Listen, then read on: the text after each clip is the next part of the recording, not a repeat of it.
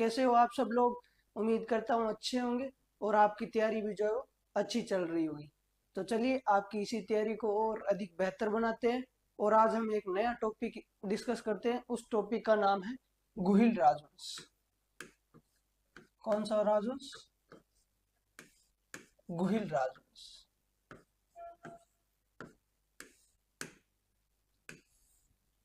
ये राजस्थान हिस्ट्री का मिडिवल से एक ऐसा टॉपिक है जिससे हर किसी एग्जाम के अंदर लगभग 2 से 3 क्वेश्चन पूछे ही पूछे जाते हैं। चाहे वो आपका आरएस का प्री हो, चाहे वो आपका एसआई का हो, चाहे वो पटवार वीडियो हो, किसी का भी एग्जाम हो जिसके अंदर आपकी राजस्थान हिस्ट्री मेंशन की हुई हो, उसके अंदर लगभग इस टॉपिक से आपके 2 से 3 क्वेश्चन तो जो है वो आपके मिनिमम पूछे ही पूछे जाते हैं। तो इस टॉपिक को अपने ढंग से एकदम अच्छे तरीके से समझ करके पढ़ेंगे ताकि चीजें हमें लंबे टाइम तक याद रहें और एग्जाम के अंदर इस टॉपिक से संबंधित अपने क्वेश्चन आ रहे हैं उन क्वेश्चनों का अपने जो है राइट आंसर दे पाए। तो चलिए शुरू करते हैं गुहिल राजवंश। इस गुहिल राजवंश की थोड़ी सी बेसिक जानकारी जो है अपने इकट्ठा कर लेते हैं। तो इस गुहिल राजवंश की जो स्थापना करने वाला जो बंदा था उस बंदे का नाम था गुहिल। कौन था? गुहिल। स्थापना किसने की थी? गुहिल ने की थी।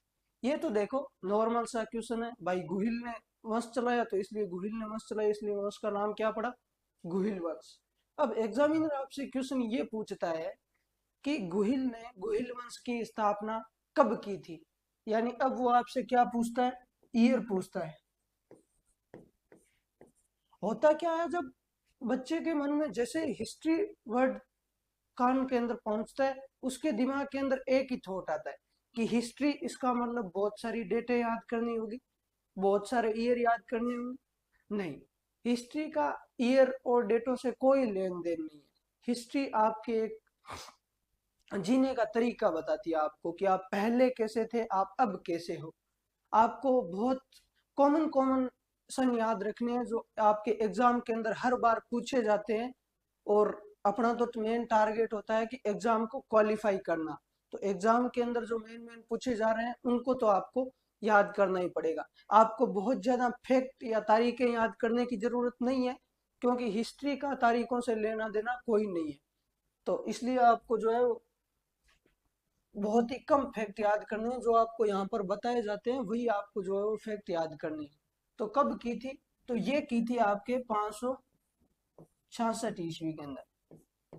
तो 566 ईस्वी के अंदर गुहिल ने गुहिल वंश की क्या की थी? स्थापना की थी। अब देखो, इतिहास जो भी लिखा जाता है वो स्रोतों के आधार पर लिखा जाता है। क्या स्रोत हो सकते हैं उसके? या तो कोई पुरातात्विक स्रोत होंगे या फिर उसके कोई साहित्यिक स्रोत होंगे। पुरातात्विक स्रोत कौन से स्रोत? वे स्रोत जो हमें जमीन को खोदने से प्राप्त होते हैं, यानी जैसे कोई मुहर हो गई, कोई मूर्ति हो गई, कोई मिट्टी के बर्तन बर्तन यानी मृदभांड हो गए, कोई सिक्के हो गए। ये सारे किसके अंदर आते हैं? अपने पुरातात्विक स्रोतों के अंदर आते हैं। साहित्यिक स्रोत वे स्रोत जिनकी कुछ ना कुछ लिपि होती है, यानी वो हमें लिखित रूप के अंदर प्राप्त होते हैं।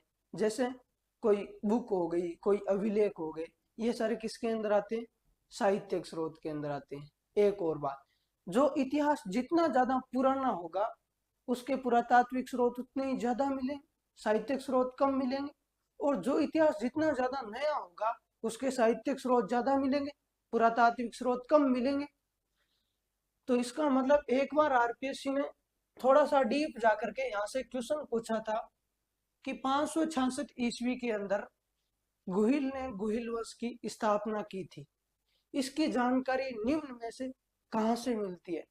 नीचे 4 ऑप्शन दिए थे। अब बच्चा फिर टेंशन के अंदर कि यार जितना पढ़ा था उतना तो उसने क्वेश्चन में ही दे दिया कि भाई गुहिल ने 566 ईस्वी के अंदर गुहिल वंश की स्थापना की थी।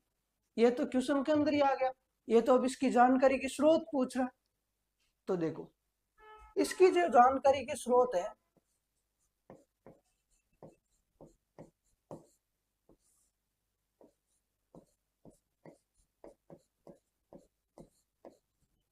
वो अपने उदयपुर के अंदर एक जगह पड़ती है शामोली। वहां से हमें एक अभिलेख मिला है, शामोली अभिलेख। कौन सा अभिलेख?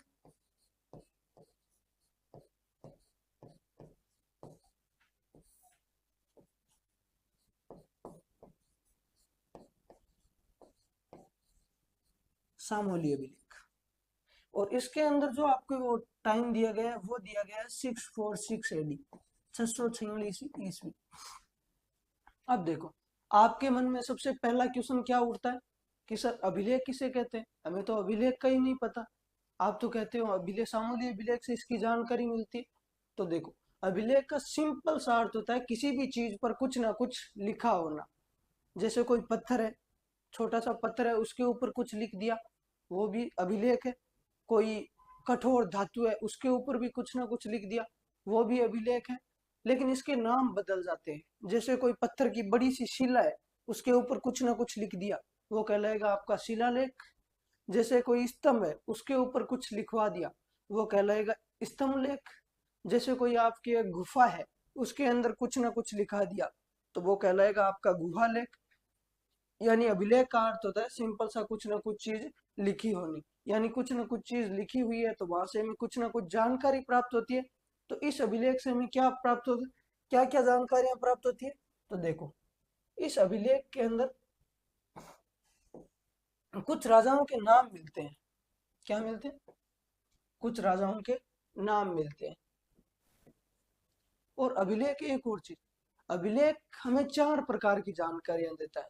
सामाजिक, अरे सांस्कृतिक, आर्थिक, राजनीतिक और प्रशासनिक। और कुछ हद तक वो जो है वो सामाजिक जानकारियां भी देता है। ठीक है, तो ये अभिलेख कुछ राजाओं के नाम देता है। जैसे पहले राजा का नाम मिलता है घुइल, दूसरे राजा का नाम मिलता है भोज, तीसरे राजा का नाम मिलता है महेंद्र, चौथे राजा का नाम मिलता है नाग, और जो अंतिम राजा का नाम मिलता है उस राजा का नाम है शिलादित्य। यानी अब 646 ईस्वी के अंदर यहाँ पर घुइल वंश में कौन सा शासक शासन कर रहा है, वो कर रहा है आपका शिलादित्य। भाई जिसकी अंतिम जानकारी देगा वही तो उस समय का राजा होगा ना। तो इसका मतलब 646 ईस्वी के अंदर राज कौन कर रहा है, वो कर रहा है आपके शिलादित्य। अब 646 से 566, 80 साल का टाइम पीरियड है। और बीच में राजा बने हैं 4। तो अपने इतिहासकार मानते हैं कि औसत लगभग एक राजा ने 20 साल तक राज किया होगा। होने में पॉसिबिलिटी ये भी हो सकती है कि एक राजा 50 साल राज करे, एक राजा 20 साल राज करे, एक राजा 7 साल राज करे, और एक राजा जो है वो आपके 3 साल तक राज करे। पर अपने एवरेज निकालते हैं कि एवरेज लगभग एक राजा ने 20 साल तक राज किया होगा। तो 20 साल एवरेज माने तो 646 से 20 साल पहले, यानी 626 के अंदर राज कौन कर रहा है, नाग। इससे 20 साल पहले यानी 606 के अंदर राज कौन कर रहा है, महेंद्र। इससे 20 साल पहले यानी 586 के अंदर राज कौन कर रहा है, भोज। इससे 20 साल पहले यानी 566 के अंदर राज कौन कर रहा है, गुहिल। इसका मतलब ये जानकारी यहां से तो प्रूफ हो गई कि 566 ईस्वी के अंदर गुहिल ने गुहिल वंश की स्थापना की थी। और ये जानकारी हमें कौन सा अभिलेख देता है, सामोली अभिलेख देता है। अब देखो, 646 के अंदर शिलादित्य राज कर रहा है, ये कौन सी जानकारी है, ये जानकारी है आपके राजनीतिक। कौन सी जानकारी है, राजनीतिक जानकारी है। अब देखो, मैंने आपको बताया अभिलेख तो राजनीतिक भी देता है, सांस्कृतिक भी देता है, प्रशासनिक भी देता है, आर्थिक भी देता है। तो और क्या क्या जानकारियां देता है ये अभिलेख, ये अभिलेख हमें और जानकारी देता है कि सिरोही के अंदर एक जगह पड़ती है, उस जगह का नाम है बसंतगढ़। कौन सी जगह, बसंतगढ़। और कहां पर पड़ती है, सिरोही के अंदर। इस बसंतगढ़ के अंदर एक समुदाय रहा करता था, उस समुदाय का नाम था महाजन। कौन सा समुदाय, महाजन समुदाय। महाजन कहा जाता है बनियों को, और बनियों का काम होता है व्यापार करना। तो ये अभिलेख बताता है कि बसंतगढ़ के अंदर इन महाजनों को व्यापार के अंदर घाटा होता है, इसलिए वो 646 ईस्वी के अंदर मेवाड़ के अंदर एक क्षेत्र पड़ता है जावर, वहां पर आ जाते हैं। कहां पर आ जाते हैं ये, जावर। कब आ जाते हैं, 646 ईस्वी के अंदर। कारण ये था कि जावर के अंदर खनन होता है। वो अभिलेख बताता है कि 646 ईस्वी के अंदर जावर आ जाते हैं, क्योंकि जावर के अंदर खनन होता है। क्या होता है?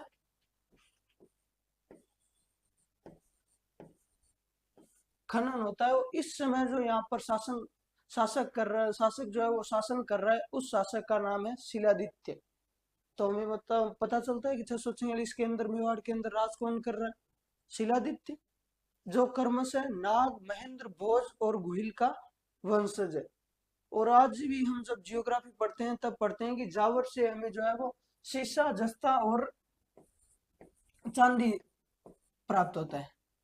उस समय चांदी प्राप्त नहीं हुआ करती थी, केवल और केवल सीसा और जस्ता मिलता था।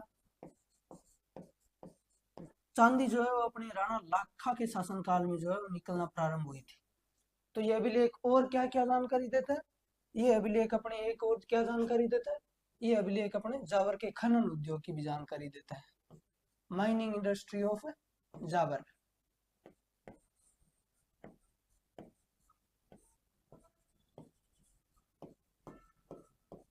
अब देखो ये कौन सी जानकारी होगी?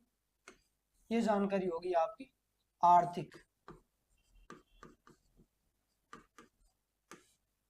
अब देखो और बताता है ये अभिलेख बताता है कि ये जो महाजन समुदाय था, इसका जो प्रमुख कहलाता था वो कहलाता था महत्तर। क्या कहलाता था? महत्तर। और इस समय जो महत्तर था, उस महत्तर का नाम था जैनतक। क्या नाम था? जैनतक। अब व्यापारी थे तो व्यापारियों के पास में पैसे टके थे, खूब सारे थे, कोई कमी नहीं थी। तो यहाँ पर जावर के अंदर खनन के आसपास में जंगल थे। तो ये जैनतक जो है वो उन जंगलों के आसपास में एक माता के मंदिर का निर्माण करवाता है। जंगल के अंदर माता के मंदिर का निर्माण करवाया, इसलिए माता का नाम पड़ा अरण्यवासिनी देवी। कौन सी देवी? अरण्य का अर्थ होता है जंगल। जंगल में वास करने वाली देवी कौन सी देवी? अरण्यवासिनी देवी, जिसे वर्तमान के अंदर हम जो कहते हैं वो कहते हैं जावर माता मंदिर। क्या कहते हैं? जावर माता मंदिर। यानी ये अभिलेख एक और क्या जानकारी देता है? ये अभिलेख एक जो है वो हमें जावर माता मंदिर या अरण्यवासिनी देवी, वासिनी देवी मंदिर,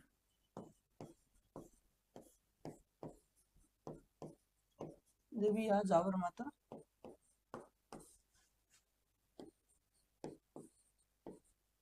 मंदिर की जानकारी देता है।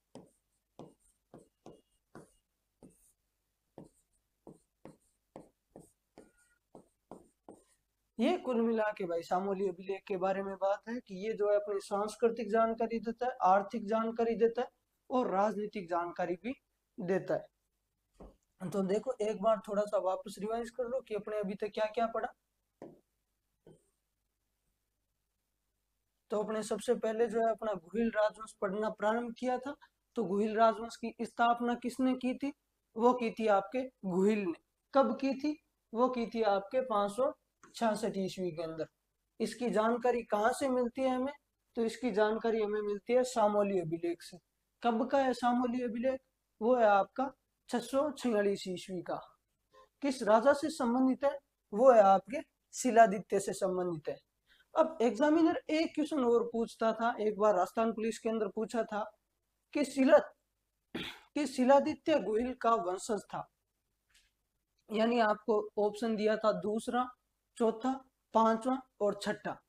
तो उसके अंदर वो पूछा रहा था कि शिलादित्य जो है वो गुहिल की कौन सी पीढ़ी के अंदर हुआ था।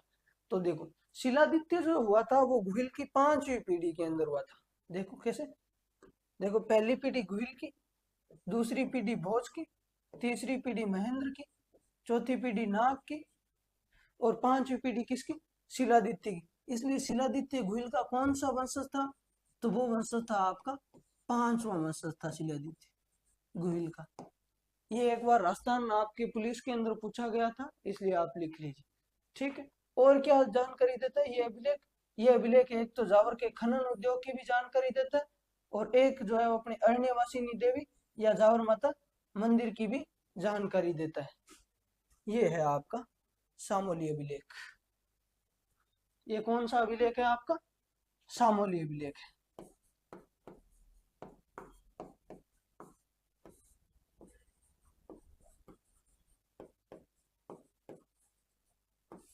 भाषा इसकी समझ में नहीं आ रही, उसी समय की है।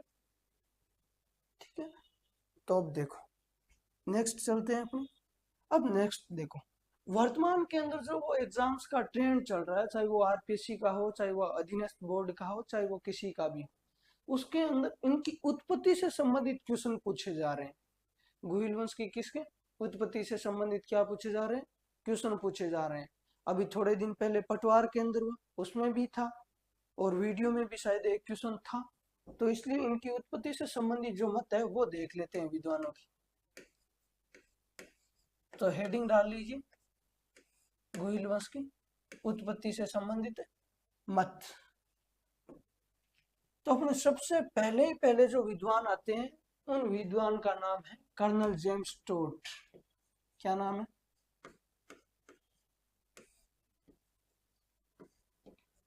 कर्नल जेम्स टोट। यह गुहिल वंश की सामान्य जानकारी के अंदर ही है, और सामान्य जानकारी से ही अब ज्यादा क्वेश्चन पूछे जा रहे हैं।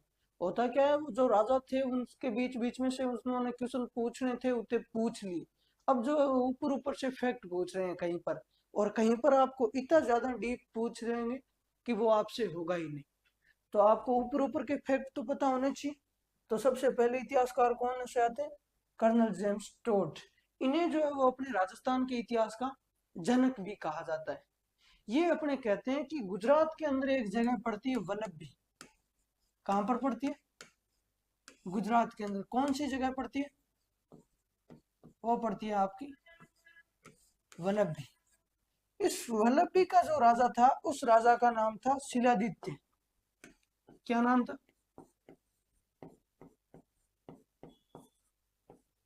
शिलादित्य। और इस शिलादित्य की एक रानी थी जिसका नाम था पुष्पावती। क्या नाम था? पुष्पावती। कहा जाता है कि ये पुष्पावती जी जो है वो अपने मेवाड़ के अंदर एक मंदिर था, माँ अम्बे का मंदिर। किसका मंदिर था? माँ अम्बे का मंदिर। और पुष्पावती जी जो है वो अक्सर उस मंदिर के अंदर जाया करती थी। तो ऐसे ही एक बार पुष्पावती जी माँ अम्बे के दर्शन करने आई हुई थी, तो पीछे से जो है वो अपने शिलादित्य के ऊपर या वल्लभी के ऊपर मलेच्छों ने आक्रमण कर दिया। मलेच्छ जो अपने विदेशी आक्रमणकारी थे, इन्होंने कहां पर आक्रमण कर दिया? वल्लभी या शिलादित्य के ऊपर आक्रमण कर दिया। और उस आक्रमण के अंदर शिलादित्य जो है वो लड़ते हुए वीर गति को प्राप्त हो गए। ये जो बात थी, ये बात उस मंदिर के अंदर जो पुजारी रहता था उसको पता चल गई। तो जैसे ही जैसे ही रानी पुष्पावती जी माँ अम्बे के दर्शन करके वापस जाने लगती है, तो पुजारी उन्हें रोकता है और कहता है कि पुष्पावती जी, आपके लिए एक दुखद घटना है। और वो घटना ये है कि आप जब यहाँ पर आई हुई थी माँ अम्बे के दर्शन करने, तो पीछे से आपके राज्य के ऊपर जो है वो मलेच्छों ने आक्रमण कर दिया, और उस आक्रमण के अंदर शिलादित्य जो है वो लड़ते हुए वीरगति को प्राप्त हो गए। तो अपने राजपूताना में एक और प्रथा थी कि जिस भी महिला का पति युद्ध के अंदर लड़ता हुआ वीरगति को प्राप्त हो जाता था, तो फिर वो महिला उस पति के पीछे सती हुआ करती थी, यानी अग्नि के अंदर बैठ करके स्वयं को जला लिया करती थी।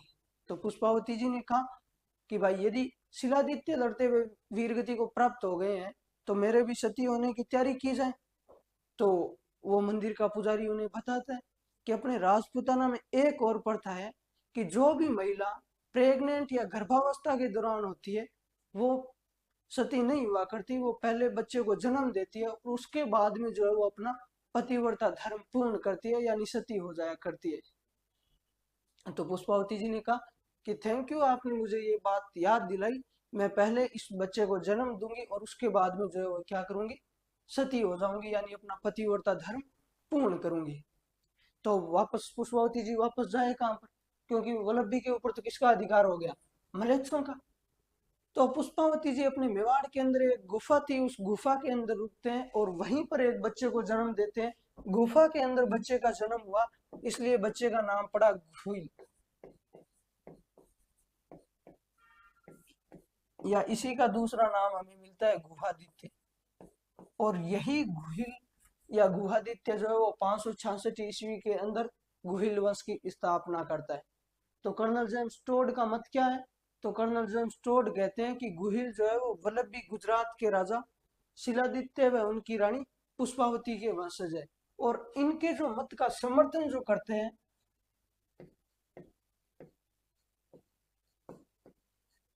वो करते हैं अपने जैन ग्रंथ। जैन ग्रंथ जो जैन विद्वानों द्वारा लिखे गए हैं, वो जो है गुहिलों की उत्पत्ति किससे बताते हैं? वो अपने वल्लभी गुजरात के राजा शिलादित्य व उनकी रानी पुष्पावती के वंशज से बताते हैं। ठीक है। दूसरे अपने इतिहासकार जो आते हैं वो आते हैं अबुल फजल। कौन से आते हैं? अबुल फजल अकबर के दरबारी विद्वान थे अबुल फजल। अबुल फजल कहते हैं कि अपने ईरान का एक शासक था नौशेखा आदिल। कहाँ का शासक था? ईरान का शासक था। कौन था? नौशेखा आदिल। और इसी नौशेखा आदिल के वंशज जो भारत में आए वो कहलाए गुहिल। यानी अबुल फजल जो है वो गुहिलों को क्या बताता है? वो ईरान के शासक नौशेखा आदिल के वंशज बताता है। तीसरे विद्वान देख ले।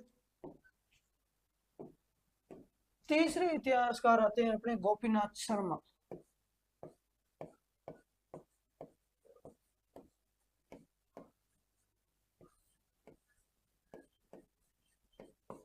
ये गोपीनाथ शर्मा जो है ये अपने गुहिलों की उत्पत्ति ब्राह्मणों से बताते हैं। किससे बताते हैं?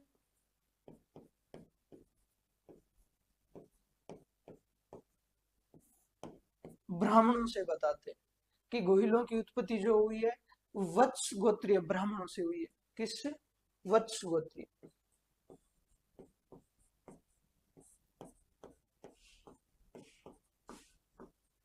ब्राह्मणों से हुई है। और इनके जो मत का समर्थन जो किया था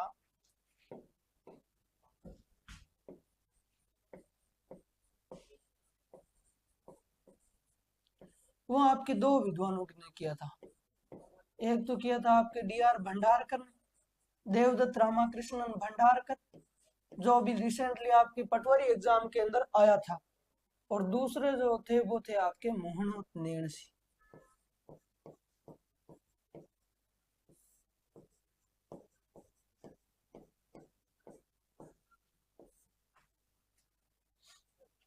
ठीक है। चौथे जो अपने विद्वान आते हैं उन विद्वानों का नाम है जी.एच. ओझा, गौरी शंकर हीराचंद ओझा।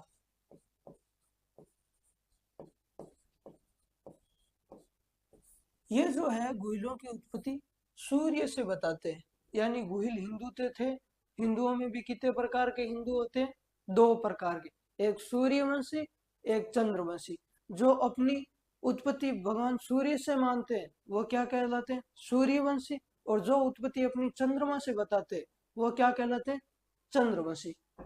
तो गौरीशंकर हीराचंद ओझा जो है वो इन्हें कहता है कि गुहिल जो थे वो अपने सूर्यवंशी हिंदू थे।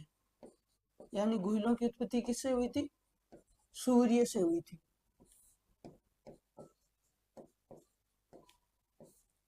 तो ये हो गई आपके भाई गुहिल वंश के बारे में उत्पत्ति से संबंधित आपके पूरे कथन। सबसे पहला कथन किसका था? अपने कर्नल जेम्स टोड का। वो क्या कहते हैं? वो कहते हैं कि वल्लभी गुजरात के राजा शिलादित्य और उनकी रानी पुष्पावती के वंशज कौन है? गुहिल है। और इनके मत का जो समर्थन जो किया था वो आपके किन्होंने किया था? जैन ग्रंथ। ठीक है। अबुल फजल क्या कहते हैं? अबुल फजल कहते हैं कि ईरान का एक शासक था जिसका नाम था नौशेखा आदिल, और उन्हीं के जो वंशज जो भारत में आए वो क्या कहलाए? गुहिल। तीसरे इतिहासकार कौन से थे अपने? गोपीनाथ शर्मा। वो गुहिलों की उत्पत्ति किससे बताते हैं? वो बताते हैं आपके वत्स गोत्रीय ब्राह्मणों से। और इनके जो मत का आपने समर्थन किया था वो किया था आपके डी.आर. भंडारकर और मोहनोत नैणसी ने। चौथे अपने इतिहासकार आते हैं गौरीशंकर हीराचंद ओझा, जो गुहिलों को क्या बताते हैं, जो गुहिलों को सूर्यवंशी हिंदू बताते हैं। तो थोड़ी सी गुहिलों की बेसिक इंफॉर्मेशन और हुई। एक इनकी शाखाओं से संबंधित क्वेश्चन पूछा जाता है। क्या पूछा जाता है? इनकी शाखाओं से संबंधित हर एक एग्जाम के अंदर क्वेश्चन पूछा जाता है, चाहे वो आपका पुलिस में भी पूछा गया है, पटवारी में भी पूछा गया है, और वीडियो के अंदर भी पूछा गया। तो इस गुहिल वंश की जो शाखाएं थी वो 24 शाखाएं थी। कितनी शाखाएं थी? 24 शाखाएं थी। ये बात आती है सर इन 24 शाखाओं का क्या मतलब है? तो इन 24 शाखाओं का मतलब है कि गुहिलों ने जो है वो 24 जगहों पर राज किया था। कैसे? एक इनकी शाखा जो अपने मेवाड़ के अंदर थी, एक इनकी शाखा जो अपने नेपाल चली गई थी, एक शाखा इनके अपने दक्षिण भारत चली गई थी शिवाजी वाली, एक शाखा अपने जो सीकर के अंदर जगह पड़ती है चाकसू, वहां पर राज किया करती थी। इस प्रकार से कुल मिला के इनकी 24 शाखाएं थी, यानी गुहिलों ने 24 जगहों पर राज किया था। तो अगली नेक्स्ट बात जो है वो इनकी रियासतों के बारे में ही बात कर लेते हैं। राजस्थान के अकॉर्डिंग पढ़ रहे हैं तो राजस्थान के अंदर ही देखेंगे। तो सबसे पहले अपने गुहिल रियासतें।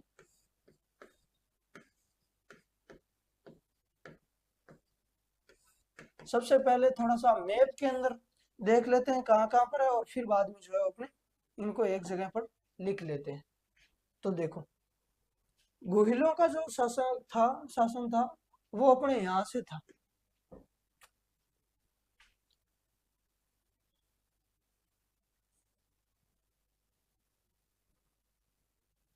ये वाला अपना पूरा का पूरा क्षेत्र जो था वो किसका था? मेवाड़ के अंदर आता था। ये तो गुहिलों का कौन सा था? मेवाड़। ये भी शासन था, ये भी किसका था? गुहिलों का था। ये आता था प्रतापगढ़ के अंदर। ये भी शासन था, क्षेत्र था। ये भी किनका था? गुहिलों का था, डूंगरपुर वाला। और ये जो बांसवाड़ा था ये भी किसका आता था?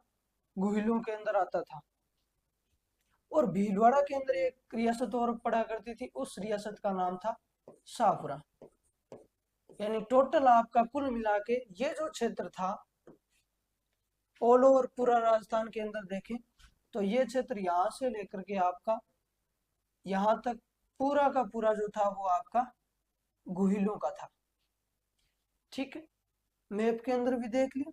अब जो है हम थोड़ी सी वापस वहां पर लिख लेते हैं कि राजस्थान के अंदर गुहिलों की कितनी रियासतें थी। तो गुहिलों की जो है वो अपनी 5 रियासतें थी। कितनी रियासतें थी? 5 रियासतें थी। सबसे पहली पहली रियासत मेवाड़ थी। इस बार आपके राजस्थान पुलिस के अंदर पूछ लिया था कि मेवाड़ रियासत के अंदर निम्नलिखित में से कौन कौन से जिले शामिल थे। तो देख लो मेवाड़ के अंदर कौन कौन से जिले शामिल है। तो मेवाड़ के अंदर सबसे पहला आपका शामिल है उदयपुर। दूसरा जो है वो आपका राजसमंद। तीसरा जो है वो आपका चित्तौड़गढ़।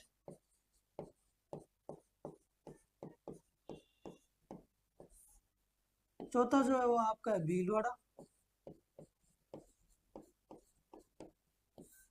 पांचवा जो है वो आपका है सलूम्बर।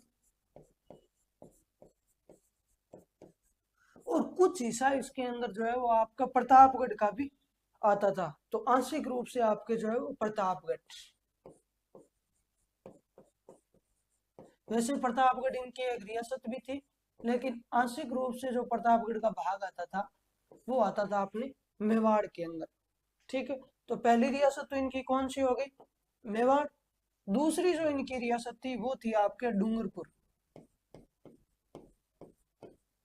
कौन सी रियासत थी? डूंगरपुर। तीसरी जो इनकी रियासत थी वो थी आपकी बांसवाड़ा। कौन सी रियासत थी? बांसवाड़ा। चौथी जो आपकी रियासत थी वो थी आपकी प्रतापगढ़। और पांचवी जो रियासत थी आपकी वो थी आपकी शाहपुरा, जो कि वर्तमान के अंदर भीलवाड़ा के अंदर पड़ती है। ठीक है, तो ये हो गई भाई आपकी गुहिल वंश के बारे में बेसिक बेसिक जानकारी, जो कि ऊपर ऊपर से आपको इतनी तो पता होनी चाहिए। ठीक है, तो एक बार वापस रिवाइज कर लेते हैं। तो अपने सबसे पहले अपना कौन सा वंश स्टार्ट किया था? गुहिल वंश। तो इस गुहिल वंश की स्थापना कब हुई थी? 566 ईस्वी के अंदर किसने की थी? गुहिल ने की थी। इसकी जानकारी के अपने पास में क्या स्रोत है? तो अपने उदयपुर के अंदर एक जगह पड़ती है सामोली, वहां से अभिलेख मिला है। सामोली अभिलेख कब का है? तो 646 ईस्वी का है। किस राजा से संबंधित है? तो वो है आपके शिलादित्य से संबंधित है। शिलादित्य गुहिल का कौन सा वंशज था? तो वो था आपका पांचवा वंशज था। फिर यह अभिलेख एक जावर माता मंदिर और जावर के खनन उद्योग की भी जानकारी देता है। ठीक है, फिर ये आपका सामूहिक अभिलेख हो गया। फिर हमने इनकी उत्पत्ति से संबंधित कुछ विद्वानों के जो मत थे वो देखे। सबसे पहले इतिहासकार कौन से आते हैं? कर्नल जेम्स टोड, जो क्या कहते हैं कि गुहिल जो है वो वल्लभी गुजरात के राजा शिलादित्य और उनकी रानी पुष्पावती के वंशज है। और यही जो स्वयं कथन था वो किन्होंने कहा था? जैन ग्रंथों के अंदर मिलता है। दूसरे इतिहासकार कौन से आते हैं? अपने अबुल फजल। वो क्या कहते हैं? वो कहते हैं गुहिल जो है वो ईरान का एक शासक था, नौशेखा आदिल। उन्हीं के वंशज जो भारत के अंदर आए वो क्या कहलाए? गुहिल कहलाए। तीसरा इतिहासकार कौन से आते हैं? अपने गोपीनाथ शर्मा, जो कि गुहिलों को क्या बताते हैं? वत्स गोत्रीय ब्राह्मण बताते हैं। और इनके मत का जो समर्थन जो किया था वो आपके किया था D.R. भंडारकर और मोहनोते नैणसी ने।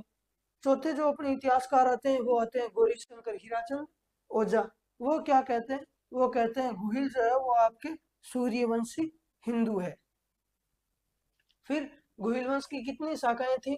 तो 24 शाखाएं थी। फिर हमने गुहिल रियासतें देखी। तो गुहिल राजस्थान के अंदर गुहिल रियासतें कितनी थी? तो 5 थी। इनमें से सबसे पहली कौन सी थी? मेवाड़ थी। मेवाड़ के अंदर कौन कौन से जिले शामिल है? तो आपका उदयपुर है, राजसमंद है, चित्तौड़गढ़ है, भीलवाड़ा है, सलूम्बर है, और एक आपका आंशिक रूप से प्रतापगढ़ शामिल था। दूसरी रियासत इनकी कौन सी थी? डूंगरपुर थी। तीसरी बांसवाड़ा थी। चौथी आपकी प्रतापगढ़ थी। और पांचवी आपकी शाहपुरा थी। ये क्रम से रियासतें हैं, इनको डायरेक्ट वैसे ही नहीं लिखा। जैसे सबसे पहली रियासत मेवाड़ थी, दूसरी डूंगरपुर, तीसरी बांसवाड़ा, चौथी प्रतापगढ़ और पांचवी शाहपुरा।